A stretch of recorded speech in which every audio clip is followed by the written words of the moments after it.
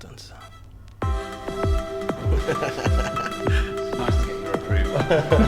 You are welcome. I wonder if people have noticed how much better my sound quality is now as well. I wonder. And I have definitely pressed record on the camera as well. So it's one each. Live and learn. We live and learn. We do know what we're doing sometimes, don't we? God, it feels like you were here like 5 minutes ago. Yeah. Were you here 5 minutes ago? I can't week. remember. I feel like the weeks and the days just kind of blur into one at the moment. Yeah, they are. We're ready for some downtime. Yeah. But yeah. I mean, I'm impressed so far that we haven't actually skipped a week yet. Yeah, we'd be good. That was one of my concerns when we started, was keeping it up. But we've managed to. There've been a few that have been by the skin of their teeth, like, a few people uploading them at 10 o'clock on a Sunday night. Yeah, a few people have sort of like warned me, just be prepared for it. Yeah. It's literally weekly podcasts. But we keep turning up, don't we? Yeah, that's it. And yeah, I think. Well, I mean, I don't know about you, but I'm ready for a holiday. I've got a week in Zante next week, and I'm ready. I messaged a client the other day to go, just let me know your address so I can send your parcel to you. And she went, you sent it last week, Sam? I was like, okay, that's definitely a sign. I definitely need a holiday. It's definitely a sign that I need to switch off. So But anyway, onward today. Igor, before we introduce our guest today, what are we? We are Another Idea, a podcast for creatives, entrepreneurs. And we're just here to empower creatives and seeing things in a different way, really. And what do people need to do? Well, like, share, subscribe, YouTube, Spotify, Apple iTunes, everywhere. So, amazing. Brilliant. But here we are. I'm very excited today. I'm very excited because we have Finn Pomeroy with us. Finn P, welcome. Thank you for coming up to Derby. Thanks for having me. It's great to be here. I was quite shocked to see that, given that you work for Mercedes, you turned up in a BMW this morning. Get out there straight away. I just thought I'd go straight in with that. I mean, it's a beautiful Beamer. It's lovely. They don't all know that. They don't all know that I drive that. Lewis hasn't sorted you out with anything, no? Not yet, no. Hopefully it's in the post one day. We'll get there. One day. A nice AMG. Yeah. AMG line, definitely. Yeah.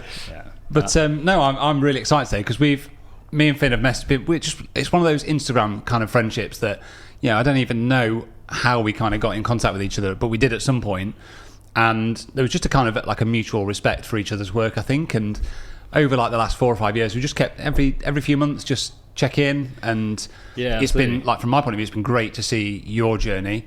Obviously I see your stuff and I'm like, man, this guy is absolutely kind of smashing it. For anyone that hasn't sort of like got an idea, just right now, just go to Finn's Instagram just to give you a good sort of at Finn P? At Finn P. And I've actually posted, which doesn't often happen. So, it's normally posted every 3 months. But you posted yesterday. You guys will have a go otherwise. So I made sure I posted. It's really surreal though when you when you've been messaging somebody for like 4 or 5 years and you actually don't know what they look like. You turn at someone and like, I don't even know where he is. Yeah. On my research, I really had to sort of like dig deep to try. Did you find a picture? Yeah. A few videos. A few videos. Not picture. A few videos. Good. And I sort of thought, I was like, that must be him. That has to be him. And I still didn't know. Didn't know until we actually. No, I keep it well hidden. Kind of keep my kind of personal self away from social media and the web if I can. I'm not saying that anyone's actually bothered, but I like to keep that well away and just kind of let it speak through kind of the work I do rather than from a commercial point of view. I really like that. It keeps it quite elusive in some ways. So, I guess so. But I'd originally touched base with Sam. I'd always tried to get him on weddings for friends, and he was always too busy to do them. But very kindly always kind of put us in touch with other kind of friends or colleagues of his that have jumped in and done a few weddings actually. Brilliant. It's always been amazing, and I think there's obviously all kind of like Sam, a mutual respect. We work in wildly different areas of kind of photography, but it's, when it boils down to it, it's all the same about catching emotions and narratives and somehow always chasing light at some point of the day, whether it's cars or people or sport or whatever it is. It's all transferable, isn't it? 100%. But I think part of the reason I was looking forward to having you on this podcast and chatting to you today is because there's a lot of kind of, I don't know if secrecy is the right word, but there's a lot of mystery. Yeah, mystery. I don't know if this is just from a personal point of view. Like, I think if I wasn't doing weddings, I've always said I would love to go and just shoot like a sport event. I'd love to go and shoot like the Tour de France. That would be like my kind of goal. But I have absolutely no idea as to where you would start and firstly where you would start to do that, and secondly how you would even charge for it. So we'll get onto that in a little bit. That's maybe a conversation for further down the line, but the secrecy is a big thing. Oh, he's going to go straight in. Secrecy is straight in. Get your notepads ready, guys. not in necessarily kind of getting into it doing that, but actually the content of what you're shooting. I'll often shoot stuff that won't see the light of day for a 12-month period or 18-month period, and I've got kind of hard drives of stuff that would be kind of very sought after from other people. Is it overly important? I don't know, but it's you're trusted by said clients to make sure this stuff doesn't leave, and there's NDAs all over the place. And I can imagine. And it's not just kind of within the automotive world, but a lot of other stuff. If you're shooting with clients that are releasing products that are coming out next year, and you're shooting lookbooks and releases and stuff, or if we're filming and stuff, this stuff can't be leaked. And if it does go out, or if you're working with set kind of talent or kind of athletes, they need to be kind of shown in the correct light, and it will often go through their kind of channels and their teams before this stuff sees the light. So it's you have to be respectful as well, don't you? You have to if you weren't respectful of the people that you're shooting and the brands and clients that you're working for, you wouldn't get repeat custom, would you, at the end of the day? So before we I feel like we're going to just dive straight in. I'm like, hold on a second, hold on, let's just stop. Reel it back on 1 second. Right. So on today's podcast, Finn Pomeroy, thank you for coming up. Do you want to just give us all, and for me and Igor as well, really, just give us a kind of a real overview of what it is you do on a sort of week to week basis, and just what you're about as a photographer and like where your work lies. Well, kind of my work's kind of split. I'm a commercial sports photographer, but also kind of director of a creative production agency called 8 Seconds. So my work's kind of sits between the two. Mainly all falls under the 8 Seconds umbrella. So it will kind of be split between that. We'll have video production stuff running throughout the week. So kind of at the moment, we've got a team down in Cornwall that are shooting a documentary. We've got another team back in London that are finishing off a documentary for National Geographic. And then we've got 2 more starting at the end of this week for a Ann Summers campaign that's coming out later in the year. So you're not busy. God, we've done well to get him up here, haven't we? So that would be kind of on the production side of stuff. There's always stuff bubbling over, but it's not just myself. How big's your team? Well, there's a small group of us that can actually run it, but I mean, when it's kind of peak season, we've probably got about, at the start of the summer, at the busiest time, probably had about 20 guys and girls working for us at once. Okay.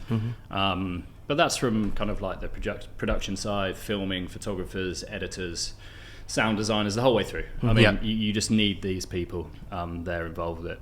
And then on the flip side is the photography where I'm on my own. You can't do all of that yourself, can you? No. That's the thing, isn't it? It's the skill set that goes into the kind of the work that you're producing is vast. Yeah, and you just kind of need that support network around it as well, of trusted people that you can leave to do a job and they're going to do it. And fortunately for us, we've kind of built up that kind of roster of kind of friends and colleagues. And then the flip side is the photography stuff, which I kind of mostly shoot on my own. It'll cross over quite a bit, and then Hugo, my business partner, will come in and we'll shoot together as well on a lot of projects. And so kind of on a normal week, is there such a thing as a normal week? No. So we got back from Hungary F1 last week, kind of wrapped that, flew back Monday, then went straight into a Mercedes commercial project Tuesday, Wednesday, that wrapped, and then doing getting selects over to client, who will then choose them before we start editing them on the Thursday, and then Friday it's kind of back into production stuff. So it's a bit of a juggling act between it. It sounds great though, doesn't it? Yeah, it sounds. It made me then want to kind of ask you: could you could you ever just go and sit in an office like the corporate 9 to 5? Absolutely no way. No, it would it would kill me. And it's nice because the other guys I work with are exactly the same as well. Yeah, good. I struggle to sit in my own office for a day, really. It's one of those. That just shows.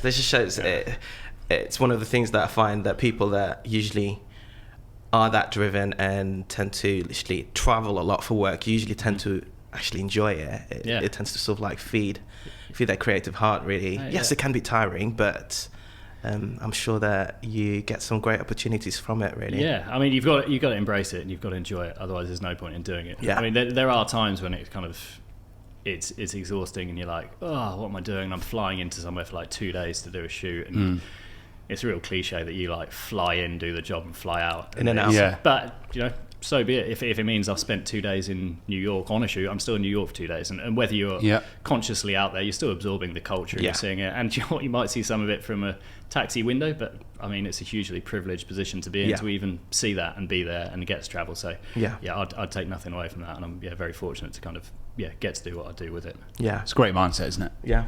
So let's start from the beginning. Okay. Tell us how you started photography and just your creative career in general, really. Yeah. Well, I mean, I grew up, my father was always a keen kind of amateur photographer. There were always cameras around the house.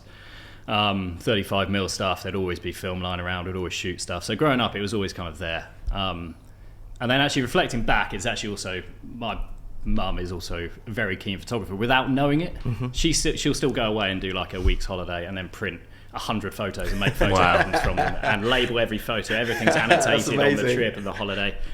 So it was always there. It was always kind of part of the house. More people should do that though, shouldn't they? Yeah. I mean, I mean, I should do it. I wish I printed as many photos as she does and make these albums. And when you're a kid and you'd open these albums and see these stories, it's great. That's legacy. Yeah, I can't give someone a hard drive. They don't want a lazy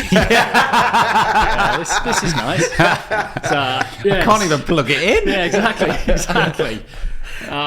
So that was always around, and then I never had any desire or drive to kind of pursue it as a career path. It was never intentional. I wanted to be a musician or an athlete, and I was never any good at either, so that didn't really work out.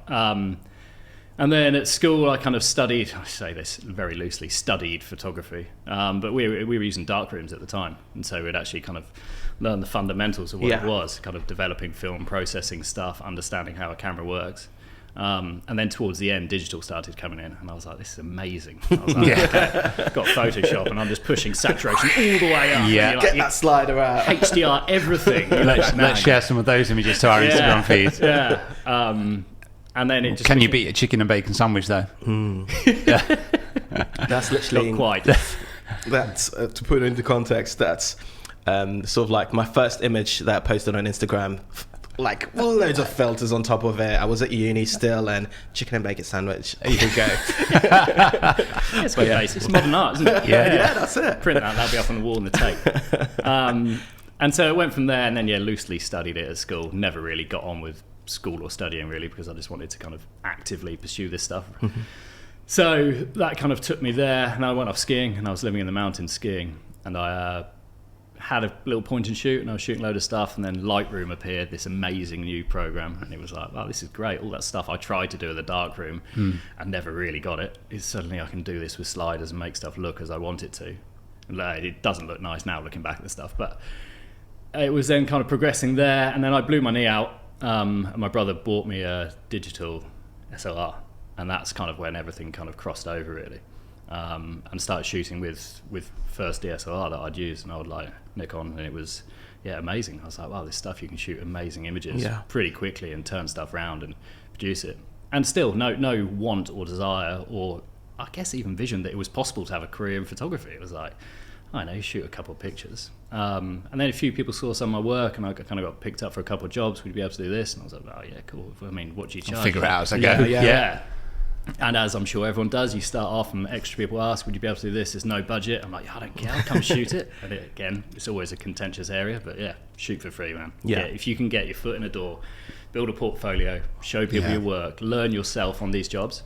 I mean, if it's going to open doors and push you through. It still gets a lot of people's backs up, doesn't it? This shoot for free thing. But I think it depends where you are in your career, in your profession. Like you obviously had a raw passion for photography and documenting people and sports, but you needed to get that portfolio under your belt to be able to charge for it. 100%. Because without that, you wouldn't be where you are. So I can kind of understand people's issues, but I mean, at the same time, shoot for free. Do it if it's going to allow you to build this portfolio. Yeah.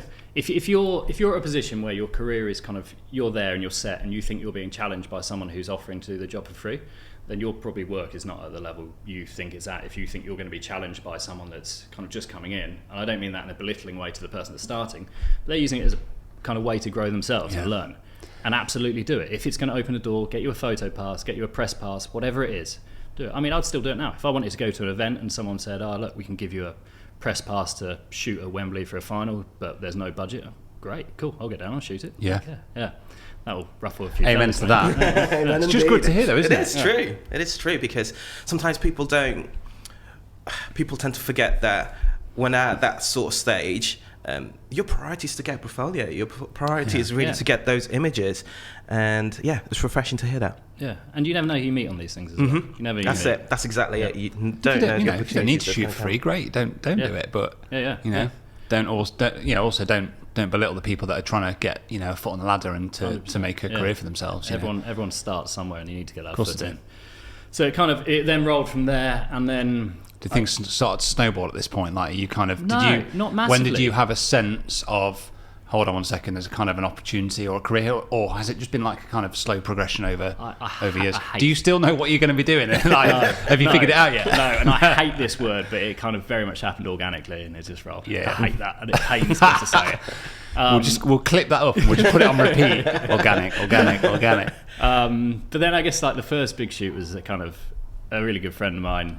She was running events for Mercedes, and their photographer had dropped out last minute, and she kind of called me up. She was like, would you be able to come around and do this shoot? And I was like, yeah, of course, yeah. I was like, okay, cool. She was like, this is the budget. And I was like, sorry. I was like, you're going to pay me this to come and shoot photos? Yeah. I was like, You're like, heck yeah. Absolutely. Yeah. Absolutely. I was like, do you know what? I still was probably nowhere near the level I should have been to do it. Yeah. An opportunity arises and you go for it. If you of course you do. You I suppose you're at that point where you have a decision to make, don't you? You either go, I can walk through this door and I'm going to go for it and seize it, or you go, shit, I'm not ready yet. Yeah, 100%. I think we can all relate to that. You're going to go in there with the best of intentions that you're going to go in there and do the very best job you can do to the level that you're at that point. How did you feel on that job? Can you still remember it? Were you? Yeah. I turned up. This was at a place called Mercedes-Benz World in Brooklands. And I turned up, and it was with Sir Sterling Moss and Lewis Hamilton and Toto Wolff.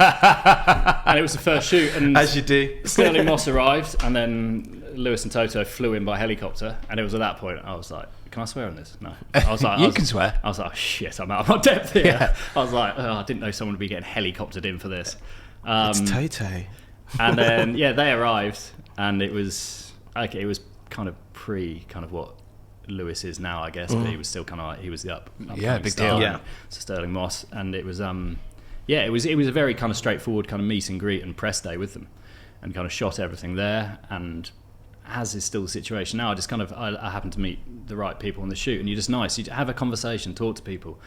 And fortunately for me, a couple of people I was chatting to were kind of like the events director and the marketing director for Mercedes UK. Got on really well. Didn't talk to them about photography, didn't talk to them about cars, just chatted to them. Just be nice and be polite. And if nothing, it's going to make your day more interesting. You might make kind of friendships out of it. Yeah. And best case scenario, you get a connection. And that went really well. And then they kind of took me on from there, and I kind of then picked up all their event work and sponsorship work, and piece by piece they were like, okay, do you know how to shoot golf? I was like, oh yeah, I can shoot golf. Yeah, of course you can. Yeah. Never shot golf. Yeah. Because they sponsor lots of events, so I've been kind of farmed around for this stuff, and it's like, can you shoot tennis? Oh yeah, I can definitely shoot. No, I've never shot tennis before.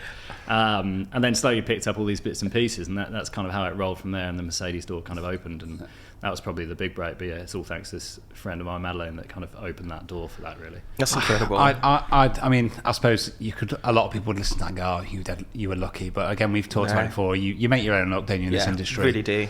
Constantly saying yes, putting yourself in situations that you don't know the result in some ways, but you're confident enough that you say yes and go for it. Yeah, I think so. Yeah, and it's kind of delivering what you know you can. Don't go in there and overpromise. If you can't do something, don't tell them you can, because you're going to get caught out, and you'll be remembered for that. So kind of like know what you can deliver and the level you're at, and go in there and do that.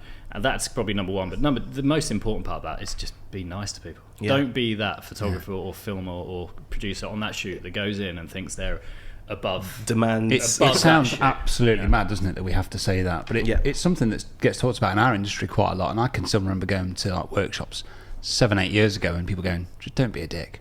Yeah. You know, it's mad that people have to say don't be like that, because there are people that are like it. Yeah, you're going to have a better day yourself, if nothing else. It's going to you make some friends. And also as well, like, you know, if you are just nice and you engage with people and you start conversation, people just remember you. Yeah. And 100%. You know, when those jobs come up and you're the first person they think about.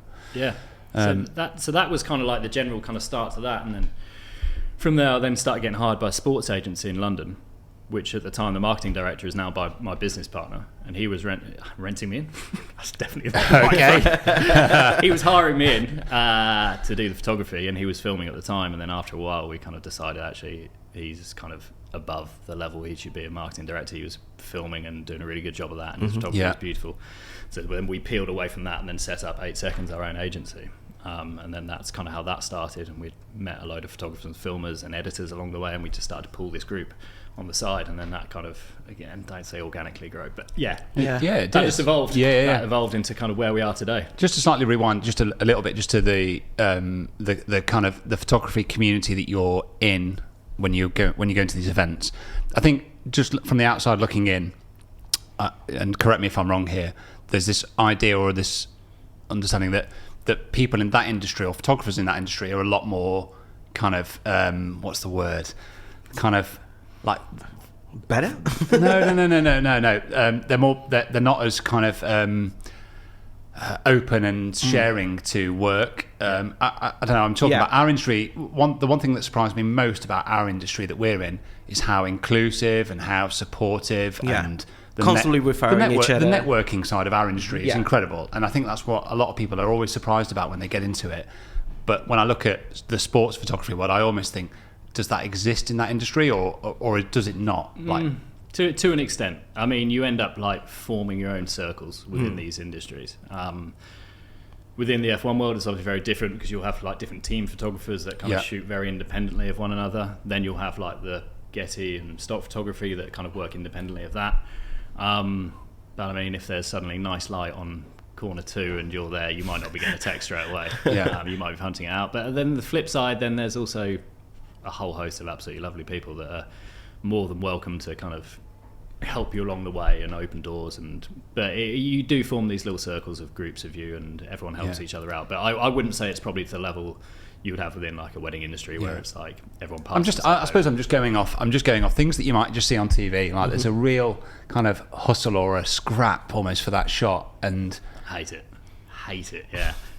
Like you'll see kind of I posted something earlier in the week, and there's a photo of George Russell. Incredible. And sent it to Igor again. I can't believe we've got this guy coming on. His work's incredible. So we're going to share that to our. I think we counted feed. There like 20 photographers trying to get this one shot, and everyone's about half a metre away from this poor guy who's just about to start a race from like pole position for the first ever time, and he's trying to get in the zone, and everyone's just here like this. I don't know. I always like kind of have a little rule to myself that if there's a load of photographers pointing one way, point your camera the other way, because you're going to shoot the same stuff. And that's the only reason that shot kind of works like that, is because I may as well frame all these guys and show what's going on and actually give context. Every camera in there is pointing directly at George, and it will be a shot of him with the crowd behind. And actually the interesting part that's giving a bit more of a narrative is actually all of a sudden the tables had turned somewhat to that race, and all the cameras on George rather than Lewis for that race. And so I wanted to try and depict a slight narrative within the image by doing this. But if everyone's, there is always a scrum for these sort of shots, and I hate it. So if they're always there, piss them off and stand on the other side and shoot back and feature them and show so it's elbows out and just, and I suppose like you say, just looking for a different perspective and a different angle on it, and just trying to create something that's. I love that. I love what you just said about if everyone's pointing the camera in that direction, point it the other way. Somewhere. It's brilliant. Yeah, there's no need in shooting the same image that these other 20 guys and girls are going to shoot. When you were at school, did you ever kind of envisage, or did you ever think that you would be going to these sporting events and documenting people like Lewis and these sports stars? No idea at all. No vision of it happening. And it's strange because actually in the area where I grew up is a big motorsport area. It's near Silverstone, and kind of Mercedes HQ's down the road, and Red Bull's there, and Aston's there. Everyone's there. So actually a bunch of my friends also work in that industry. So it's quite strange now. We'll go off to like races or events, and like some of my closest mates are in the garage working on the cars and stuff. And it's quite surreal to look back to school when we were being idiots or drinking beers in a park or something. That actually like, how's this ended up? How have we ended up here? And we're now actually somewhere along the line. And it's I could never have seen it coming, or kind of. I'm not very good at planning for stuff for the future, but it was never a route I kind of aimed toward or thought it would happen. So very fortunate. So, hey honey. Hi. So I heard that you love Studio Ninja. Who told you that? Where have you got that from? Some lovely bird. So, I mean, Studio Ninja sponsor this podcast at the moment, and I think we both said at the very beginning, before we'd even recorded like the very first episode, I remember us having a conversation around, if we are going to get sponsors on board, I don't want to just get sponsors on board that just anybody. I mean, obviously it'd be great if people gave us money, but that's not what we're doing. We want to bring sponsors to the podcast that we think our audience are going to benefit from. Yeah, and especially when it's things that we use. Yeah, well, I mean, I use. Yeah, in this case. We're sort of setting you up at the moment on with Studio Ninja. So I thought it'd be really good today to just talk about, for me, like the 3 key features of Studio Ninja that are absolutely pivotal for me, like running an efficient business. Yeah. Should we fire them out? Yeah. Yeah. So the first one is calendar syncing. And what I mean by this is when an inquiry comes in through the contact form on my website, which is created within Studio Ninja, as soon as a couple or a client fill out that contact form, it comes through to Studio Ninja, it populates into my calendar. So like I know magic. In my phone, I've got it already in my calendar that so-and-so's wedding is on this date, and I can see whether it's clashing with anybody or not. It's just there. I've got their names, I've got their email address, I've got their venue. It's in there. It doesn't go anywhere. It's all populated. So it's all populated straight off the bat. That is the very first thing that I think. So I don't have to manually input any data. That's really good. The second one is invoicing automation. So I used to be so bad at this. Like I used to have to like build invoices, send them, which isn't such a bad task. It's remembering to build the invoices and to send them. It's like, oh, damn it, I forgot. Yeah. And it's like, I should have sent that 6 weeks ago. Yeah, or that it's the 1st, or it's the 15th. That's usually when I send mine. Yeah, so Studio Ninja, it takes a little bit of time at the beginning just to set up, but once you've got it set up, it's all automated. So I send an invoice if they decide to book, and the system knows that from the shoot date, 6 weeks out, it's going to send them the remaining balance invoice. And it's all in a portal, all accessible to the client at all times. They can see the backs details in there. Nobody asks me for backs details anymore because when they click on the invoice and say pay by backs, it just brings up all of the data. Yeah. So everything's already in there and it's all fully automated. For international weddings, it'll send them a £700 invoice 6 months out from the wedding, and that comes off their total balance. Oh. So it's really configurable. Yeah. And once you've set it up, that's it. Job done. You never have to do it again. And then the final one, which I don't think many people that use Studio Ninja would say this is like a key feature, but for me, I think it's incredible. It's just the ability to build a questionnaire for your couples or your clients. So for me, I've filled out this questionnaire, or I've created this questionnaire that asks for their names, their Instagram handles, the times, the locations, the contact names and numbers that I might need, supplier accounts, and it just sends them that questionnaire with the final invoice. It comes through to my email account when they finish it, and it also goes through to the app on the phone. It's really good. So I'll print a copy out. Yeah, I'm just organised. And again, once you've gone through that setup process, it's done. Easy peasy. And they're the 3 main ones for me. There's a few others that we could talk about at the time, but that's it. So how can people get them? So you just go to Studio Ninja, and the discount code Another Idea gets them 50% off their first year's subscription. There we go. So you get a month free anyway, and then the discount code Another Idea gets 50% off their first annual subscription. Go get it. Studio Ninja. Go check it out, guys. So there is this outrageous image that you have taken of Lewis Hamilton, Jordan, David Beckham, Tom Brady all together. Michael Jordan. Yes. How have I not seen this photo? Yeah, it's on Insta. Hold on. It's ridiculous. How did that happen? And is there a story behind that? On what Insta is it on? It's on mine. I actually posted it. Yeah. Go to Finn's. You'll see it. Okay, I'm gonna have a look.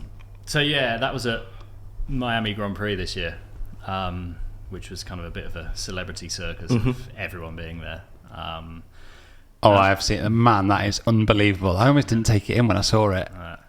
So the frustrating part, that's about 15 minutes shy of also having Michelle Obama in there as well, which would have been the final one.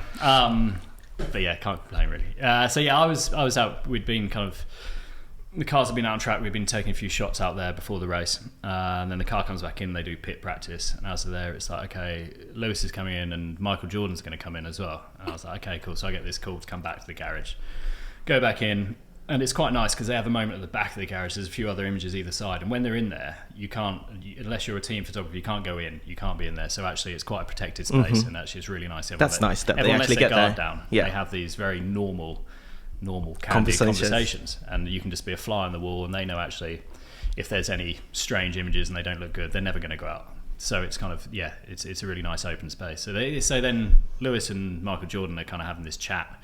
Really normal chat, and I'm just like, well, this is strange. Shooting photos. And then Lewis said, look, let's go out and let's watch pit practice. So they're out there. The guys are kind of wheeling the car in, swapping the wheels over. And then next thing, like just from out the back of the garage, Tom Brady just like rolls through. And we'd done some work with him earlier in the week. So it was quite nice that him and Lewis kind of know each other pretty well.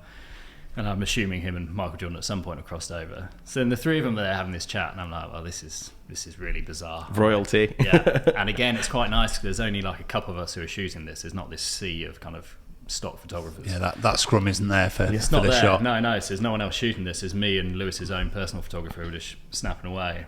And then just to make the situation even more bizarre, from nowhere, like I'm just like looking at the shot, and I'm like, it's David Beckham. It almost sounds like you're just making this up. But I've just seen the photo and I'm like, wow. It was so odd. And then he walks through, and then it was amazing. The four of them there are just having this chat and talking away, and I'm just snapping photos. What were you thinking of this? Like in my head, I'm like, what would go through my mind at that time? Because it's literally royalty for F1, American football, football, basketball, literally. Yeah, it's unbelievable. It was quite surreal, but I'm sure like the same for you guys when you get into like I guess like first kiss or something, like right, this is it, need to get this, you can't miss this shot. You just kind of go into kind of autopilot and you're just shooting. So I'm just shooting away, and then they start to kind of, the moment's kind of ending, they're starting to peel off, and I'm like, well, I have to actually take a shot, frame this properly. So kind of like, guys, before you go, can we just get a quick photo? And I hate to be the guy. Everybody look at me. To first of all orchestrate it and then be like, okay, eyes on this camera. But I've realised at times you need to do that to get it. So there was only me and Timmy. Did you say cheese? Oh God, I was just like, I was pained, and I was like, okay, eyes on this. Everyone say cheese. It was one of those where you like snap it and it's done, and then everyone disperses off. And you're like, cool, that's pretty amazing moment. And then immediately David Beckham's manager was there, and she's there, and she was like, can we use the shot? So this goes back to like the speed of kind of handing stuff over. So it was immediately card out into the phone, edit it, airdrop over to her, and then you kind of, at that point, you're just trying to rapidly do stuff. In the moment there, on that spot, you're editing. You're editing on your phone. Within what, sort of a minute, 2 minutes? I'm just trying to give like a kind of... once that shot's been I've got this idea that she's just over your shoulder going, I want that image now, give it me now, and you're airdropping Skin tones are off, Alex. Wait.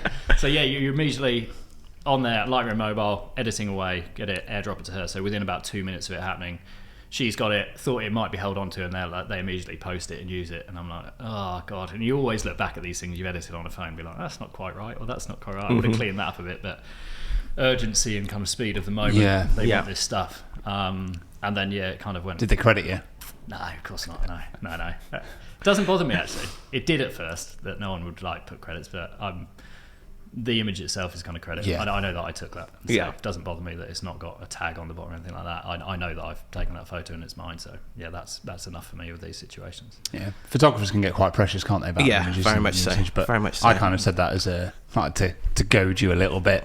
But I think you're busy and you're doing well and your work's good. I think you sometimes you just have to let stuff like that go, don't you? It would be different if I wasn't in a paid environment, I think. But I'm there effectively from not being employed by those four guys. That's what nice it would be.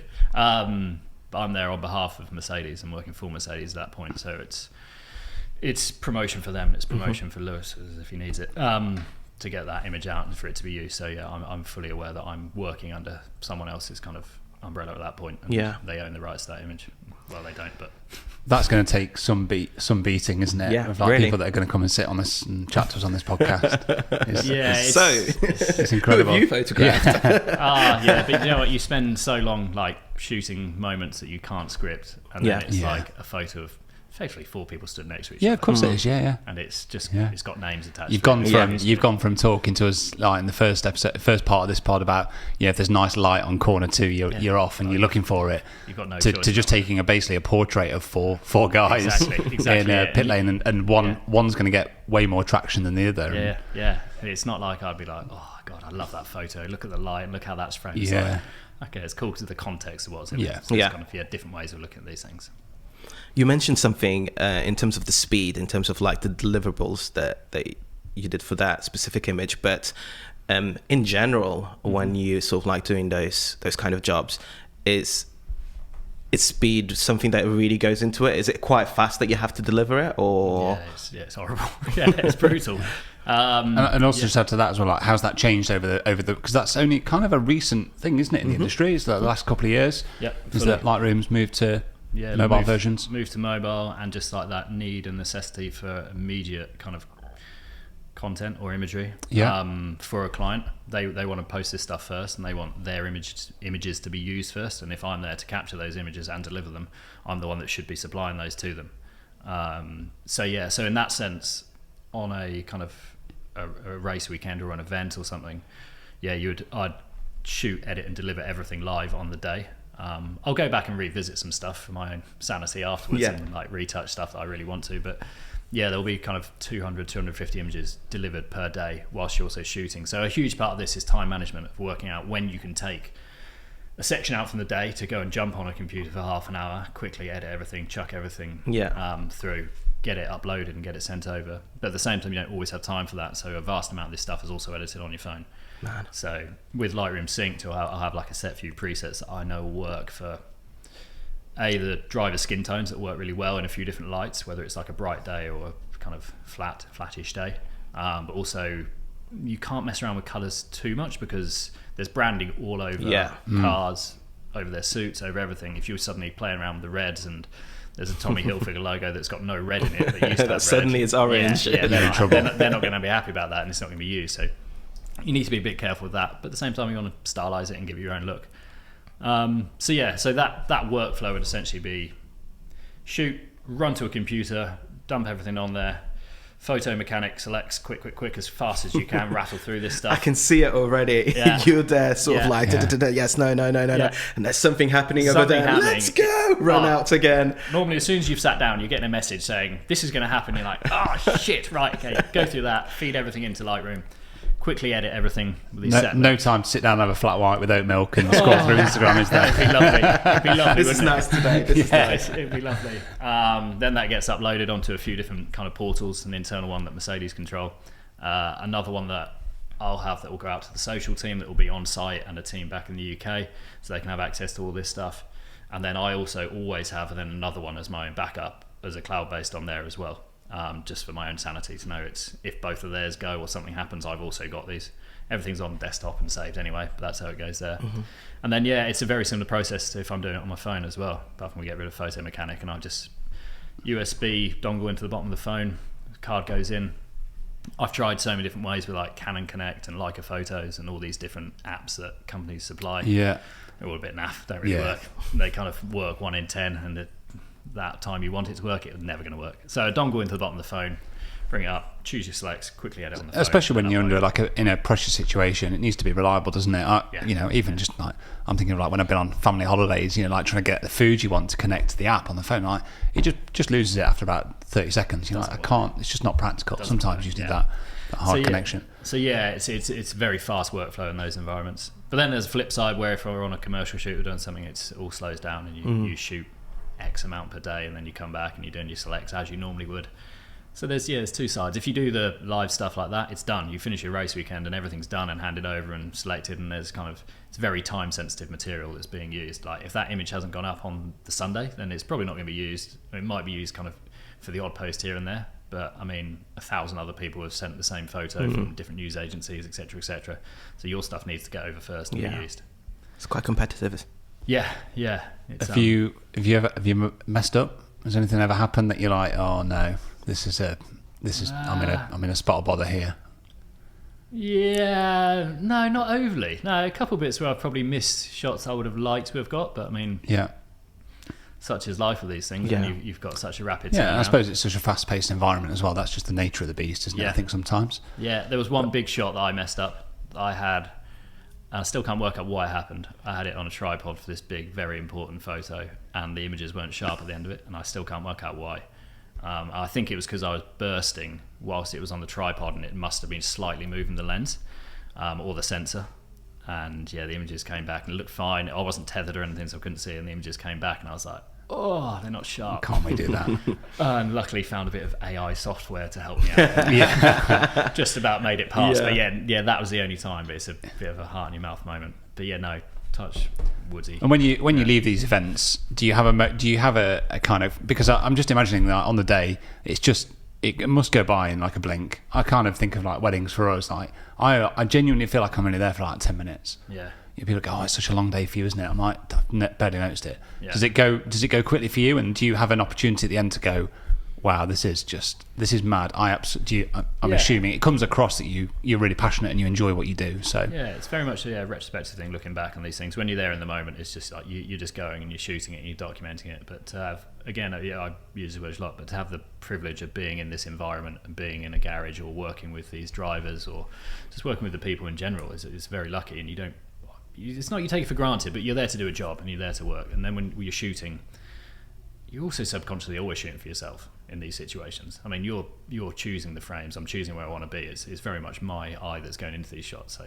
you've got that selfish side to it. But it's always looking back on these moments on like the day after when you're like, wow, that was pretty incredible that I've just got to do that. Or you're suddenly going through the shots and you're like, oh wow, I did actually get to work with these people and shoot portraits in a controlled environment when there's about 150 other photographers. Yeah. Away from the mega shot that Igor talked about, is there a kind of a particular standout moment or kind of frame or just a scene that really kind of stands head and shoulders above all of the rest? Or no, I don't think so. No, I wouldn't. I don't know. The whole thing as a package is a very fortunate position. But I wouldn't pick out one frame. It would be. Yeah, it'd be tricky. And I like different shots for different reasons. It could be a shot of a car, again, with nice light falling over it, or it could be the glint of an eye in the back of a shot, and I'm like, oh, that's great. There's always the odd moment that is very surreal when you're at that point. But I couldn't pick. No way. You spoke a little bit at the beginning about 8 seconds. Yeah. Say more about it. First of all, the name. It's a cool name. Yeah, it's great. It's a good brand. Love it. Really like the name, but just talk us through really how. You said it is it We Are 8 Seconds, or is that your Instagram? Is the business 8 seconds? 8 Seconds Limited is the business. Yeah. It went through about 20 other iterations first before we set up. I'm sure as you found with branding for this, you go back and forth and back and forth. Yeah.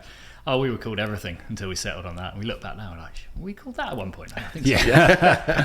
It's like a band name though, isn't it? Yeah, it is. Yeah.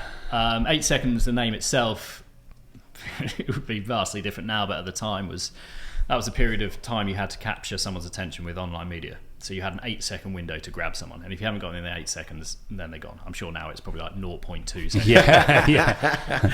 And the fact that a lot of content online isn't even 8 seconds long now is probably a sign of the times as well. So that's how it started. We went through kind of all different names. But with Hugo and business partner, we'd always worked with other videographers and photographers, and we were just like, look, we need to actually get all these people together. This is a group of really nice, good, talented people. We should all be kind of pulling our skills, and if nothing else, it can be a pretty lonesome job if you're just a photographer or filmer out there all day at least, and you can chat about stuff, talk about frames, talk about what you're looking at. Oh, the lights can be nice here, should we go shoot this, or discuss all these things and actually use each other or one another as a sounding board when you're out there. We started just kind of working for fairly smallish brands, and it's slowly grown and grown and grown, and we're now kind of at a kind of fairly decent and commercial level. It's not fairly decent in terms of clients that you guys have. It's absolutely ridiculous. Just name drop a few. Go on. No, we allow you to do it. Just at the moment having like National Geographic, Mercedes doing a load of stuff for them, and Summers international campaigns, Mercedes international campaigns on their kind of both sides of that. Hugo business partners pushing a load of stuff. We shot kind of like Umbro kit launches, Lions, Land Rover, Lexus. There's a few there. You win. I just love you. I love your approach, and you like just how you've talked there about just bringing people together and that kind of that collaboration between those. That talent of people, and like just being able to bring them all together and to all be able to kind of, you know, benefit.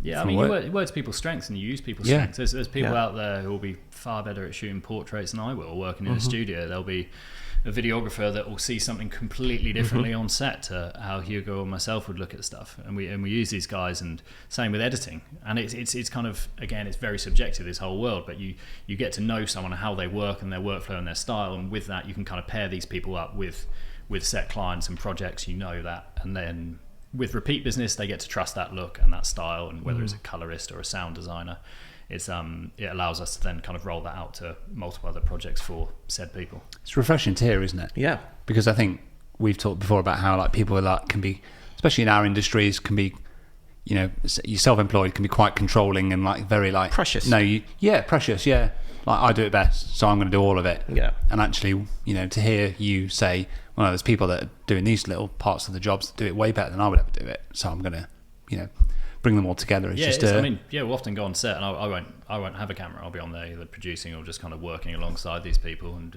you leave people to it. I mean, they're far better at what they do than Hugo and myself can do, so we go on there and just kind of keep an eye on stuff and let it tick over. And it's the beauty of also having, so you've got a team of videographers, everyone's going to have a slightly different look on how they're doing, so it's all good DOPing and looking over people's shoulders at people's frames and stuff. How about you try this? And it's always an open platform with everyone. I mean, we always try and keep it that way, that if someone feels something else is better or stronger than the storyboard we've got, say it and shoot it. I mean, we want people to use their own kind of talent, and that's why they're there in the first place. And that kind of rolls the whole way through again with editing, colorist, sound. Everyone has their own kind of approach to how they want to do it, and you trust people, and that's why it's kind of all in one place.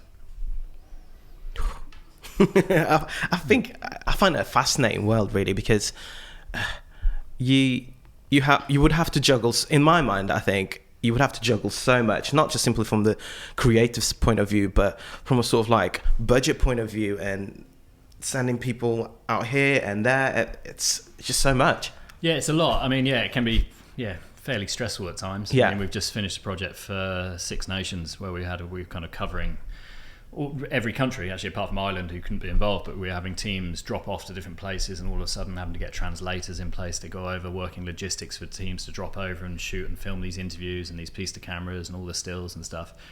But when it comes together at the end and you kind of see this end product, you kind of realise the hard work pays off, and it's nice, and you're proud of what's being created. And well, I'd say you forget about the stress, but you don't. It makes it more kind of understandable, and actually you kind of slip that to one side, and thank God, like all the stresses of kind of COVID and that has kind of all disappeared, so we don't have to worry about testing and all this sort of stuff now on set. Have you always had that kind of approach, or was there a point when you realised that actually you just couldn't do it all? Was there a bit of a tipping point, or? There was a tipping point where we just we probably grew a bit faster than we had planned. We were picking up bigger clients, and suddenly our editor, who would be doing the film, the edit, the colour, the sound, it was like, do you know what, this needs to be farmed out and use different people. When a client's coming back saying, do you know what, can we change the teals in the 8th frame, and we're like calling up the editor who's now back out filming, it's like, okay, look, we need set people to do set roles and kind of again play to everyone's strengths. But there was a tipping point where it suddenly just got a bit bigger than we expected it to, in a much quicker time frame than we did than we expected. And it was I suppose when you get in the kind of clients that we've talked about there, that you can kind of justify it, I suppose, though. It's about kind of scaling and growing at the right kind of pace, isn't it? And knowing when that opportunity presents itself that you need to make that step up and to start outsourcing those jobs. You probably wouldn't have done that right from the beginning, because you might not have had the clients and the income to be able to do that. But and it's just about doing it over time, isn't it? And with scaling budget as well. I mean, with these kind of higher end productions, there is budget there to use a good colorist, to start using cine cameras, to use all this stuff, to actually to have on set, to have 2 or 3 assistants that actually, if a client needs a coffee or something, there's someone there to help out to go grab it. If there's a talent there who doesn't like their sandwich, that doesn't actually happen, but that kind of thing, there's someone, there's extra hands, there's extra people. You often look at kind of like a credits roll, and you're like, what the hell, there's so many people there. And then as you get onto these sets, you realise actually everyone's got a vitally important role on the day, to be doing everything. It's there. But with that, there's obviously a budget scale as well that comes into play, which you need the cash to be able to pay for everyone and do all this stuff as well. And what are the kind of the future plans for 8 Seconds? Where do you kind of see that business moving to, or is it just kind of, can you just carry on producing? Everything's going to kind of fall under that umbrella, so it won't be so much as like my own photography that will kind of go under 8 seconds now, and we'd be kind of working as an agency under that. But then, like, our aim is always to kind of, our biggest aim at the moment is to get back to doing passion projects, because it's been so busy working commercial projects that actually the stuff we'd love to shoot maybe has slipped to one side. Whereas we initially were using passion projects to pitch ideas to companies and say, look, it'd be great if we could go do the surfing project or the skiing project. And this is kind of something we've done, and would you like to do this? Or we've done like a poetic edit, would you like to do something like this? And we were selling stuff that we were fully invested in, so we'd kind of put our heart and soul into stuff. Whereas it's been so busy, we haven't really had a chance to do that. So the aim is to definitely get back to doing that and have a bit more balance on there. And it always comes down and boils down to human narrative and telling human stories through whatever area that might be.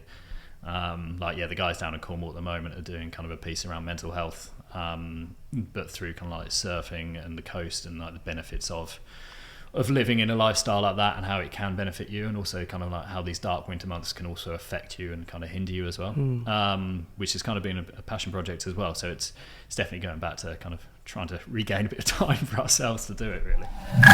Studio Ninja, Igor. Here we go. Yeah, I'm off again. But I just wanted to talk about one more thing, because I think, and I'm not here to criticise one of our sponsors, but I think they're missing a trick. Ooh, shots fired. Tell us what you think. It claims to be designed by photographers for photographers, which it is. It is designed by photographers for photographers. So I'm not arguing that. But it's not just for photographers. That's it. So much I just more. think it's for anybody that's in a service-based industry. This piece of software is invaluable. I've had friends that are MUAs, hairstylists, florists, stylists. You name it. I've had them all reach out, and I've given them sort of guidance and setting them up that have gone on to use Studio Ninja and like, this is invaluable for our business. Yeah. So if Studio Ninja are listening and watching this back, might want to think about who you're targeting it to, because actually I think they're missing a trick. I think there's a whole market. There's a whole market out there that, you don't just need to be a photographer or a videographer in the wedding industry. If you are a service-based industry and you've got clients or couples, whoever they may be, and you need to book people in, you need to send them automated emails, invoices, the system and the software is there for anybody to use in whichever business they're operating in. Yeah, get Studio Ninja. There you go. So what's the discount code, Igor? You should know it by now, because I've told you a few times. Let me see. I wonder what it could be. I'm guessing. I'm joking. It's another idea. It's that simple. So if you go to Studio Ninja, type in that at the checkout, and you'll get 50% off for the whole year, and you'll get the first month free. You get the first month free, and then another idea gets 50% off their first annual subscription. There we go. There you go. Sorted. Go get it. I just want to ask you a little bit about video and kind of just get your take on, how video is, how you've seen it kind of evolve and change over the past 5-6 years maybe, and I suppose that kind of ability to be able to generate and produce and turn around video in a much quicker way now digitally than probably we ever have been before. I'm assuming from an F1 point of view you don't tend to do much video, but obviously with 8 seconds you are. So I suppose really just to ask you, just loosely, how has video impacted what you produce at the moment? Well, I mean, it's evolved massively. Video has kind of started to take over, whether you want to look at Instagram of late, which again doesn't bother me in the slightest, but it just shows that the power of video is definitely at the forefront now. The still image from a social form maybe isn't there so much, but I mean, for me it's always at the front there. But yeah, clients want video, and they want it quickly, and they want it before you finish filming. They wanted it 10 minutes ago, don't they? Absolutely, yeah. So yeah, no, we don't. The guys we work with handle stuff on site for the F1 side, but from an 8 seconds point of view, yeah, it's very much been a huge kind of tipping of the scales really, from still image to moving image. Whereas we would get booked by clients to do a load of still image and a bit of video on the side. It tends to be now we'd primarily work in video, and there'll be a few chances to shoot some stills, and that will just back up the video content to sit alongside it. Whether that be for a thumbnail for videos, for marketing purposes, for kind of newsletter send outs, it will all to be promote the video to send that out. So there's been a huge change, and it's very much kind of deemed more important and more powerful than the still image from a marketing point of view and from a content point of view. the speed is essential. I think as consumers we can all see that though. Yeah. You know, we do. You just do. You hence engage why more with Instagram video. is going the way it's going. Yeah, but that's not to say that photography still isn't of real value and importance. It still has its place. Mm-hmm. You know, a slight tangent. You know, people get moaning about this whole like Instagram thing recently about, you know, just want it to be a photo sharing app. It's like, you can still use it as a photo sharing app. It's still incredibly powerful. Yeah. You can still get massive reach off a good image. Yeah. But video is also important, but it is also how you perceive that bit with Instagram. Because actually, I might do a post and it gets no traction at all. I couldn't care less. It doesn't bother me. The reason I'm normally posting it is because I know at some point a client's probably going to go on there, have a look at my work, or I'm posting it for myself because I'm proud of an image that I've taken. If it reaches 2 people or if it reaches 200,000 people, I mean, I think people get slightly lost in this. And I do understand it's used as a marketing platform as well, and it's very important that these are reaching people. But I think it's important that, especially kind of photographers coming into this, are thinking, well, my image isn't worth anything now because I only got 15 likes. It's like, no, if you're proud of that image, you're proud of that image. That's a good photo. If you think that's a good photo and you're happy with it, don't wait for 20 people to like it. You should be proud of the fact you posted that. And I think with it, but I think with this whole tipping of this kind of scale with video and everyone going, oh, well, I'm not getting any traction on that. Who cares, man? If it's good, it's good. And be happy and be proud of your work. Don't worry that you've only had a couple of people and someone's cat like it. It doesn't matter. I think it's about stopping to think about what people think, isn't it? Yeah. Just let go of that. Yeah, absolutely. But sorry, that's gone off the video bit slightly. No, it's good. This is what we're about. I've got a bit of a love-hate with social, so it's it goes on that. But it's video's taken a lot more power, and we've really noticed clients wanting it as their kind of priority for any project, really. And then I'm the guy behind the scenes with the camera taking the photos. Do you mind if I get a few shots got a afterwards? Do you mind? I'm still here, guys. I can take a few snaps. So I think from our side, there's been a big tipping of the scales before the whole Instagram thing, anyway. So that was always on the cards. But speed is imperative. That edits are either wrapped up on the day for this stuff, or the post, or the next day. Stuff's out really quickly. Yeah. On a tangent, doing some research, I found some videos of you. Literally, you were digging deep. I gotta do. You're digging deep. I don't know where this is going to go now. just wait. I'm worried about future guests are going to be like, I ain't coming on because Igor. God, he delves into this the is my archives. job. Igor was phoning my nan last week, asking her what I was like at school. What's your family history and everything else? But no, I found some YouTube videos of you straight away.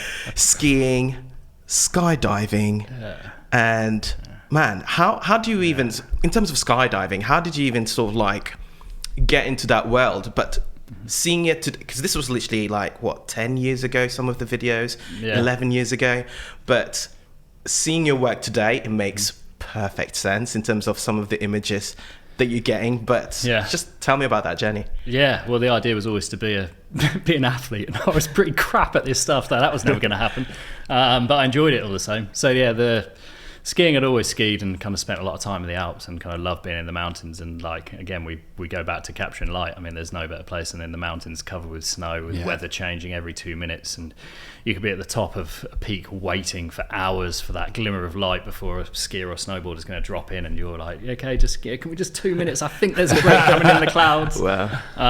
And again, it's always chasing light there and waiting for stuff. And then the skydiving started with, a good friend of mine. A while back, we'd watch these videos of people kind of like base jumping and skydiving. We're like, we've got to do it. And never got around to doing anything. And then one day he just came and he was like, I booked us onto a course. We're going to learn to skydive. And I was like, oh God, I've got to do it now. And then, we started doing it. We started jumping together. And then that slowly evolved into flying wingsuits and then shooting photos doing it. So I'd have like a camera mounted on my helmet and you look pretty special. You got a camera on top and that's triggered with a cable going from the camera through the helmet into your mouth, and you're biting to take the photo. Wow. And you've got an eyesight which is kind of lined up with your viewfinder on top, and it has a cross in the middle, so as that moves you know exactly where it's lining up with. That's so you're trying to frame this shot whilst flying behind these people, whilst looking like some oddball just chewing away. Whilst you're falling through the air as well. And you're on like comms with the other guy, so someone's talking in this ear, you're flying after someone taking photos. And that evolved into that, and I mean, I'm pretty useless at it. There's amazing kind of skydive photographers out there. You have to be a very, very good skydiver and wingsuiter and a very good photographer, and then combine the two. I think my skills probably lie a bit more in the photography world than in the skydiving and wingsuiting world. But it's it's an amazing passion. It's really hard. Do you still do it today? Yeah, jump a lot. Yeah. I mean, probably done 800 odd skydives. And that's incredible. Such a niche job, isn't it? I'm a skydiving photographer. Yeah, and probably brilliant. Yeah, that 400 odd. Actually, yeah, probably about 400 wingsuit jumps in there as well. Right. So yeah, it's good fun. I remember I was above Sam one day. He was shooting a wedding. Were you at Ano? Yeah, God, yeah, I forgot about that. Was that at Ano? Yeah, I think down in Oxfordshire. Yeah. And he'd put up a photo, and I'd literally been I can see you directly above him, about 12,000 feet up, shooting photos. God, just in the two different worlds. 2 years ago. And we were just split apart there. But yeah, that was always like, I always wanted to be kind of like an action sports photographer. There's pretty limited ground and kind of financial avenues you can go down unless you're at the very, very top of that game. But it's something I love doing. It's a passion. So I still kind of shoot to this day, and I'll shoot all that stuff, and whether there's a client at the end of it or not, I'll still be out there taking photos and kind of pursuing that side of stuff. I think that's one of my really big takeaways already before we get to wherever we're going to go with the conversation, is that seems to lie right at the core of what you're about, is like shooting for your passion. Like you deeply care and love like the image. Yeah. 100%. And it doesn't matter, whether you're being paid for it, whether you're going to get reach from it, whether you're going to get recognition from it. It doesn't matter. Like you do it because you love it, you care about it, you're passionate about it, and everything else then just falls into place around that. Yeah, I think you can see that in an image. Like you can see that. In a you photo. Totally can. It's like the old cliche, isn't it? That the lens looks both ways. But it's like you can see someone in an image when they've invested like either their heart, their time, or their passion into that. Like your wedding work, you can see that. Hopefully, my stuff you can see that. And if I'm to go back and no one else sees that photo and it's just me, and I know kind of what I've put into that, and if it works, it works, and if it's captured that moment that I've somehow envisioned, I'm very happy and proud of kind of what comes of it. Yeah. There's a lot of rubbish stuff as well, but when the stuff works, it works. We don't tell people about that stuff. Just keep quiet, mate. But even just to go like full circle to like when we were talking about the mega star or superstar image with those guys, like it's just a straightforward portrait of 4 superstars, but actually, like I could tell when I look at that photo, like that they're engaging with you, and that your personality is reflected in that image as well. Like you've given them the space to feel like they can look at you and they're all smiling. That's what really comes across for me. You have to be comfortable, don't you? Or the client or whoever's there, the talent, whoever it is, or like your wedding guest has to be comfortable in front of you. Yeah. And that's the same with like not just for your image, but for all your work. If people aren't comfortable and they're not happy with who you are and what you're doing, then they're not going to use you. And someone's not going to be happy and comfortable in front of your lens, certainly if they don't feel like they're in like a safe space or a comfortable space to be themselves. It's the most important. I mean, that's kind of what we've done here as well, haven't we? When we set up the podcast, was like kind of, we talked about it earlier about when we first began. It was almost like, do we do these on Zoom? Do we kind of, we're going to be able to get people up here? But actually, within that, the first 2 or 3 episodes, we're like, this needs to stay as people come and visit us, because the conversation's different, and we want people to come up here and go, I feel really comfortable here chatting to you guys. And it's human interaction, isn't it? Yeah, being able to look you in the eye and befriend. To read you, like, you said about doing a podcast over the telephone the other week or whenever it was. Yeah. And just the conversation's going to be very different, isn't it, when you can't engage with that person. There's a really interesting book called Stolen Focus. Have you read this book? Yeah. So we had a previous guest who gave us a quote out of a book he'd never read. Actually, just to say thank you to Tony, has actually sent us those books. Yeah, he actually sent us the book that you referenced. No, but it's like, I implore people to read it or listen to it. Have it. So what was the book? Just recap that again. Yeah. What was the book? Sorry. Stolen Focus by Johan Hari, and it's all about kind of the loss of human interaction, I guess, at the core of it, and how it's this kind of great acceleration that we're living in, that everything's faster, quicker, go, and you lose these moments where like we can sit down and have a conversation. I can't remember the last time I sat down and have a conversation with someone for like more than like a 10-minute space, because it's normally on to the next thing, and that gets taken away and you lose it. But I think because of that, when you do get a chance to do I'm going to order that book from Holiday. It's fascinating. it'll make you reevaluate certain stuff. Your social media accounts will be come gone. back a changed man. Yeah, you Igor will. deleted everything. Yeah, this will never see the light of day. Cameras will be gone. But I mean, we're all victims of it. Like, I think we all know we're victims of it. Yeah, of course. And, but there's a lot of subconscious stuff that's happening that's pretty fascinating as well. So it's a pretty interesting one. But the human interaction, I think, is imperative for our work to kind of be kind of in any way kind of digestible. That has to be there. Yeah. It was going to be one of my questions, but what are you sort of like reading or listening to at the moment? Well, yeah, I've just finished that. Before that, the subtle art of not giving a fuck. Yeah. Mark Ronson? No, Mark. I can't actually remember the guy's name. That's Mark. That's how much I didn't. But it's a really good book. It is a good book. Yeah. I think it could have been paraphrased into a slightly short book, but yeah, it's Well, I've read both of those. I think they're both really good actually. Yeah. Both good books. I listen to a whole array of stuff from brutally heavy music the whole way through to kind of really chilled reggae stuff. And I mean, that's probably what inspires me more than anything in my work is music. Like all these, sounds a bit naff, but all the like little wording and stuff under all my social posts has always been either music I'm listening to when I've been shooting that or music I'm listening to when I'm editing. And I find it has a massive kind of sway on how I approach work and what I'm doing. And my day evolves from waking up listening to pretty chilled music into quite brutally heavy music during the middle of the day, and then we get towards the end of it and it's kind of more chilled or reggae and stuff again. But music is kind of a massive passion of mine. On a side, it kind of relates to it, but I found your like really really old portfolio sort of thing or old video.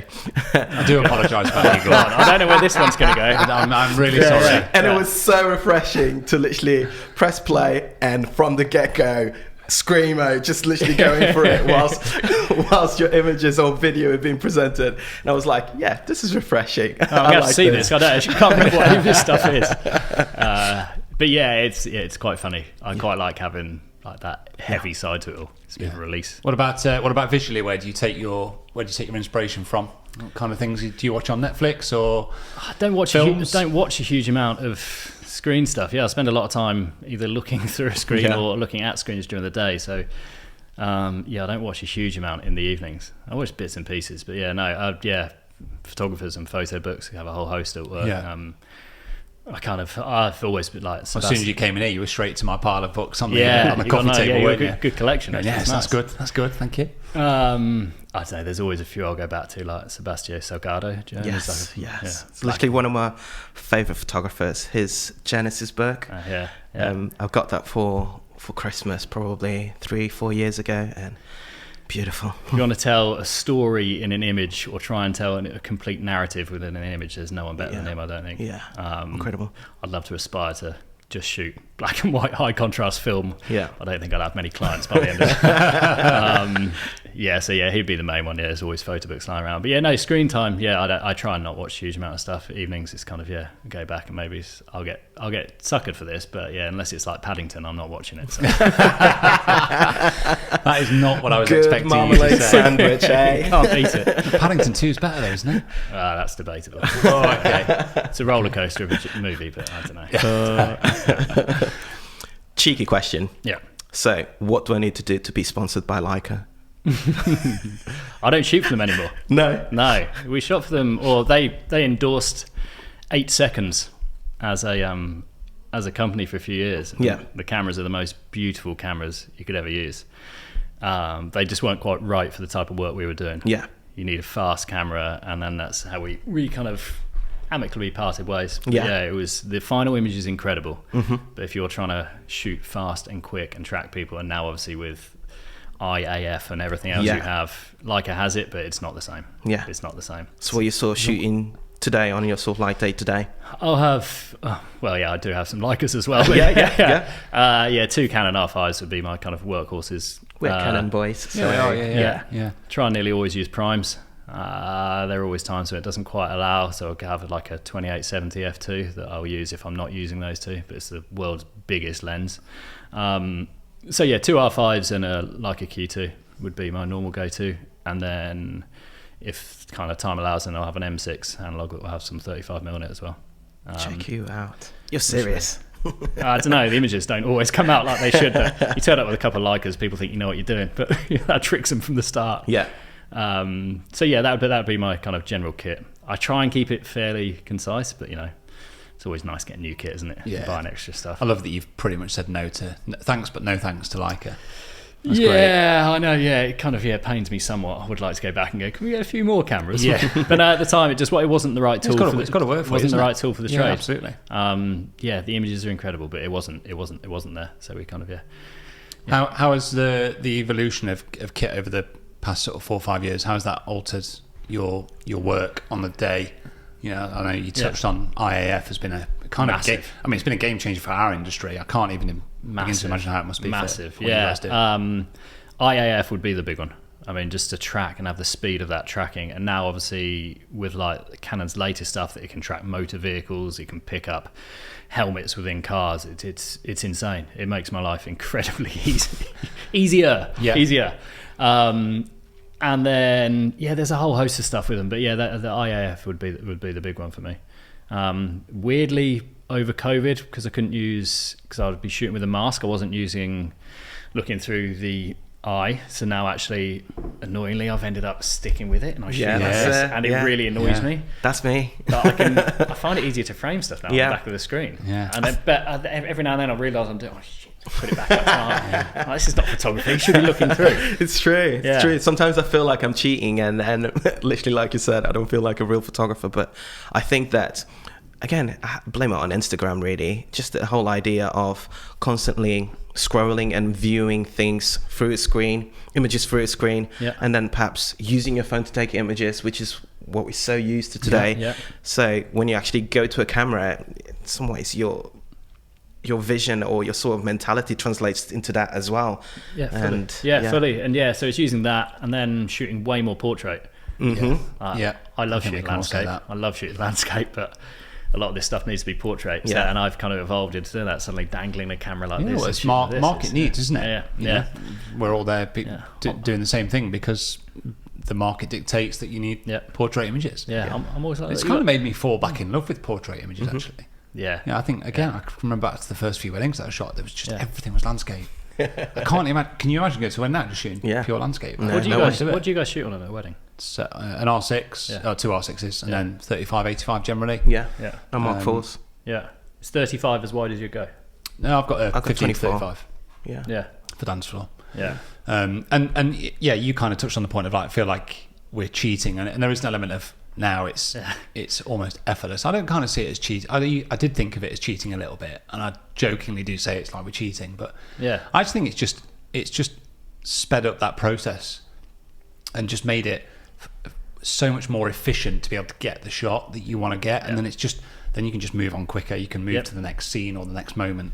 You're also getting that much shot quicker way. You're getting that shot before someone can potentially feel awkward in front of that camera. You've got that split second when someone's there to get a shot before they're fully kind of embracing what the situation is of, oh shit, someone's taking a photo of me. And now that panic, I feel really awkward. You can get that shot immediately and then move on. And you can shoot blind as well now. Like you could never, there are often scenes where you have to react quickly and you don't even have time to check settings, or you're into the sun and you're just literally holding 2 buttons down to focus and shoot. And actually, 9 times out of 10 the camera's got it.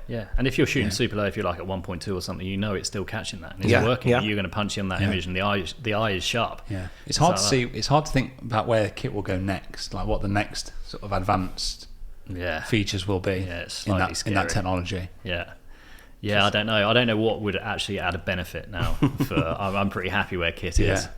I think we'll start seeing more processing in camera of the image, of the color and the style of an image, where AI will read how you're working and how you're stylizing work after it's been shot. So you're not just having a raw or log image on your screen. You'll start to understand you and how you work and the colors you put into stuff. So actually it will start to alleviate that entire post-processing part in Lightroom. I think it will end up in camera, so your images will be done and ready to go immediately from there. Can we talk a bit about sort of personal family life? Is that all right? Can we sort of, just as a little tangent, like how do you balance, having a relationship and a family around the lifestyle that you have, where you kind of one weekend you're in Budapest, then you fly out to America, and it's tricky. Then you're coming home and doing a commercial shoot for 5 days, and then it's tricky, and there's a lot of balance and there's a lot of understanding needed. The years fluctuate. Like, I'll have really busy months in the summer, and winter months kind of taper off a bit, so there's a bit more there. But yeah, especially over kind of like the last month it was like I was in, where did we go, like Marrakesh, then come back straight to New York, come back, then straight off to Budapest, then come back, then straight onto a commercial. So it's busy. My girlfriend runs a wedding venue, so she also doesn't have that 9 to 5. She's kind of working long hours over. You guys are busy, stressing stuff. But the whole idea of the agency in 8 seconds is to actually kind of transition into that and actually have a bit more of a normal lifestyle. It's great. I love traveling, but it kind of I've been doing it for a fair while now. I'm very fortunate to go to the places I am, but it's pretty nice to be at home for a bit. Of course it is, I'm at home for a week or a couple of weeks now, and it's like, this is amazing. Can actually do all this stuff I've been meaning to do. You've given us your time and come up here for 1 day, so thank you very much. It's really appreciated. No, so there is a balance, and it can be tricky at times, and I find actually it's fine if you're on the same time zone when you suddenly end up in the States or something and you're on completely different time zones, because you can't stay in sync with someone if you're coming back or you're going to bed and someone's waking up and you're trying to have conversations, because unbeknownst to us, your brain's at different times of the day. If someone's waking up, oh, how you doing? You're like, oh, I've just done this and I've done this. Like, whoa, slow down. Hold on. Or vice versa. So it's there's a balance needed to it, but I think the idea is to sway more into the 8 second side and just have a slightly more normal, and take a bit more of a back seat, I suppose, in there. And oversee stuff and manage stuff and work alongside people. Not necessarily be on a flight every other week. Hopefully. What do you do in your downtime? When you've got a week off, you're not jumping out of planes, are you? Well, yeah, or are you jumping out of planes? That'd be downtime. That's downtime. Yeah, wingsuiting, and do a lot of running, a lot of swimming, a lot of photos. I like shooting photos. Like I was saying, I'll shoot film. If I'm not working, I'll shoot film. Slow everything down. Got 15 frames or what I'll have on that day, and think about a frame rather than rattling off 20 photos in a second. You've got 15 shots, and you consider what's in that frame before you press that button. Of course you do. I shoot a lot of photos in my downtime as well, but from a very different perspective. That would be it. It's nice to switch off and get away from it a little bit. And do you drink Prosecco or champagne? I'd be drinking a beer at that point. You drink a beer at that point. Yeah, it pains me at that point. That point of the wedding where everyone looks classy, and I'm like, I suppose there's a beer going, isn't there? Yeah, it's good old IPA. Yeah, exactly. Yeah, that's it. Apart from had it in my car, you might smell it. A can exploded over the weekend in the heat. The top blew off it. So my car was full of an IPA, which I've tried to get rid of the smell. It's not the great thing. You can't just stick with beer. It actually does. So no, I wouldn't go for either of those. I'd be a bit boring and go for a beer at that point. So for anyone wanting to start out as a photographer or even as a videographer, really, or even as a creative visual effects, whatever, within the commercial world, really, from your experience, any sort of like tips that you could give in order to break into that world? Yeah, well, firstly, you need a portfolio behind you. You need a portfolio of work that's going to justify to a client why they should be using you. It doesn't need to be an extensive portfolio. You could have 10 photos, but if you've got 10 photos that show how you shoot, the level you shoot at, and potentially like the interaction with whatever that subject is, whether that's a human, a car, property, landscape, whatever it is, you have to be able to show that there's a translation between you and the subject, and then there's going to be a connection, and then there's a reason then for the client to use you to come and shoot whatever they want. So you don't need anything extensive, and then it's just reaching out to people, and reaching out to production agencies is the main one. I mean, from our side, because we've now experienced both sides of it, from initially when I was kind of wanting to go into that world, reaching out to these agencies and stuff, to now being on the agency side and reaching out to photographers. We don't get approached by many people. And like quite a few we get approached by, we bring on and use them. So reach out, like don't spam people, but like just have a short, concise portfolio with a kind of background of who you are, what you want to do. If you're happy to, say, look, I'll come and shadow for a shoot, or it'd be really nice to see how you work, and I'd love to get involved with something along these lines. I've shot X, Y, and Z, which I think could maybe of benefit to you, and open that dialogue. And then just send it out and reach out to people and just start a conversation more than anything. If you're not going to get anywhere unless you've spoken to someone in the first place. Show your work, be proud of yourself, be confident with what you do as well. If someone comes to us and like, oh, I'm not sure I can kind of do this and I've done a bit of this, there's never going to fill you as the end client with that. So go in there and be confident. Don't be cocky. Don't be egotistical. Don't fill it with that. There's a real fine line, isn't there? There is. But it's so good to hear just somebody saying, just go out there and ask for it. Yeah. Just go and ask. And if you're coming from a good place, Yeah. and a place of wanting to learn and wanting to bring value to somebody and to be passionate about it, then and the worst you're going to win more. You're going to win more than you're going to lose. You might send out 50 emails and you might get no response from 49 of them. But that one might be the one. Yeah. And if you get no responses, doesn't matter. Do it again. Send out another 50 another day. Yeah. And then if it doesn't do that, give it a week or a couple of weeks. Go, hi guys, I sent you this the other week. I'd really be interested. I see you've been working on X, Y, and Z. Make sure you've kind of researched into the company. I see you've been working on that recently. I'd love to be involved if you have any more projects coming up. And this is the kind of style of work I'm in. Do you reckon there would be an opening along the line? And it comes right back to the very start. Just be nice and normal with it. Don't be the all-encompassing photographer going in trying to, I can do this and make you guys better. I'd like to work with you on these projects. So that would be kind of my approach to how I'd do it, I think. That's amazing. That's really so good. So well put. Yeah. It's just so nice to hear that position from Finn. Yeah. Just laid out. Yeah. Just great human, but at the same time, That's be nicely, confident. be nice. You've got 15, 20 people on set on some of these shoots. If there's like one person there that isn't quite right and is a bit gelling, you're going to know straight away, and everyone else on set is going to know. And next time that stylist or that hair and makeup artist goes to the next shoot, they're not going to bring that photographer along to the next one. They'll remember that guy was a dick. They're going to remember the guy that was on the previous shoot that was, do you remember we worked with Sam on that shoot and he was super nice, he was so friendly. Oh, thanks, Finn. Yeah, no worries, yeah. He bought us champagne. Yeah, it was so good. Made me a great oak flat white. People remember this stuff. And I know he was super helpful, actually. Do you remember he helped pack down the kit at the end of the day? He didn't just those little things, isn't it? Sometimes those little things that make all the difference. Yeah, we've did a shoot recently, and I won't name names. It was for the same client, and on 2 days there were two different photographers.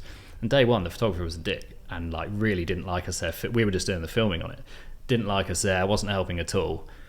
And that kind of fully translated across the entire day. It was a really weird scene. And the next day, it was a different photographer who was absolutely lovely. Came in, was helping us set up lights, moving. I've got this spare light. You guys should try doing this. And it was just completely different. And because of that, everyone benefited. Well, that energy is like infectious. It's transferable, isn't it? And like, it's amazing how people can just feed off that kind of positive energy and vibe. Yeah, and from that, we've then got said photographers' details, and we'll use them again. Yeah, there you go. There's no chance we're reaching out to the one the day before, apart from slagging them off over a pint later in the day. That answer's kind of twofold, isn't it, really? Of like, you've got to try and just open a door first and foremost, but then that's half the battle. Once you're in the door, it's about making the most of it and just really embracing it and building that relationship. Building those relationships.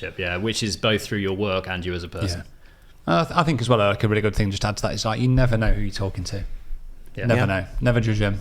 Don't think that you know it all. It's like you could be chatting to somebody that could open a much bigger door for you, but don't ever assume that. You just and it could be there's no like hierarchical system on these shoots. You never know who you're chatting. It might be the guy setting up lights, and that guy on the lights might be going the next day to do a portrait shoot with one of the highest paid sportsmen in the world, or it could be with this, and they're like, oh, do you know any photographers that might be able to help out down the line? And they'll remember you. It's kind of just be nice. It's not hard, is it?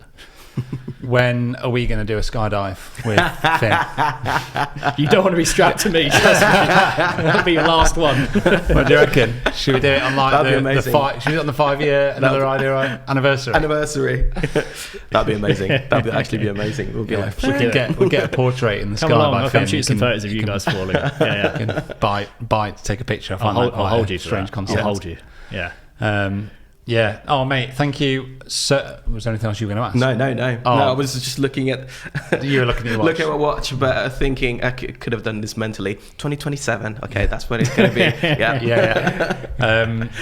No, I've said it already a few times, but thank you so much for coming out and giving us your time. I know it's incredibly valuable, and you're a busy kind of guy at the moment, so it's really appreciated. Yeah. It's nice just to meet you at last. Yeah. And just really nice just to have a chat and just to, just hear how your mind works, how you've kind of got into the industry you're in. I'm not, I was going to say I'm not surprised, but it's been nice to hear. But everything that you've said just fits and makes sense. It makes sense. Really makes sense. I've really enjoyed hearing your story. You obviously work incredibly hard. Your passion comes across the second you start talking about anything, and that's again, just goes to show you wouldn't be where you're at doing what you're doing without that base level of absolute passion to shoot for yourself and to enjoy it and to to be the best at it. And you are, it's very admirable to see. I've loved watching your journey, and I'm excited to kind of see where 8 seconds goes over the next sort of 4 or 5 years, and looking forward to seeing what happens. Oh no, thanks so much. It's been quite a cathartic exercise, isn't it? I'm actually now going to go search YouTube for these videos that Eagles. I'm not sure what's and start removing stuff immediately. Watch out, people! Watch out! I apologise. I apologise for his behaviour. Dig deep. Yeah. No, seriously, it's been a pleasure to have you here. Thank you, guys. Thank you. And yeah, thank you. Cheers. Lunch. Boom. Let's go. Let's go get something to eat. Cheers, Finn. Thank you very much, mate. Cheers.